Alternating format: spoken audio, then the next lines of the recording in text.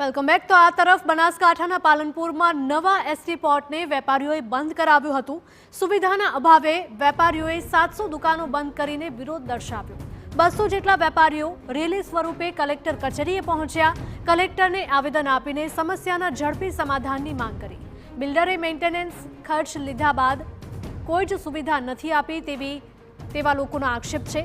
ST પોર્ટને અસામાજિક તત્વોનો અડ્ડો બન્યાનો વેપારીઓનો આક્ષેપ છે। સમસ્યાનું સમાધાન નહીં આવે તો વેપારીઓની આંદોલનની ચીમકી।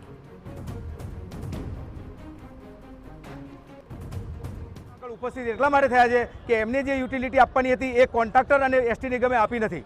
આજે બધા ભેગા થઈ અને કલેક્ટર સાહેબને આવેદનપત્ર આપશે અને આ બાબતે રજૂઆત કરશે કે તમામ સુવિધાઓ સરસ કરવામાં આવે। લિફ્ટ બંધ હોય છે, પાણીની સુવિધામાં તકલીફ છે, આખો દિવસ બસ સ્ટેન્ડની અંદર લુખા તત્વોનો ત્રાસ હોય છે, સાથે સાથે વીજળીમાં તકલીફ છે અને સફાઈની અંદર એટલી બધી બોગસ છે કે ના પૂછવાની વાત। અત્યારે ગંદકી ફેલાવવામાં અને રોગચાળો થાય એના માટે ઉપરથી પાર્કિંગમાં ગંદકી, ક્યાંય લાઇટની વ્યવસ્થિત સગવડ નથી। જે મેન્ટેન કરવું જોઈએ બસ સ્પોટ મેનેજમેન્ટ દ્વારા એ થતું નથી।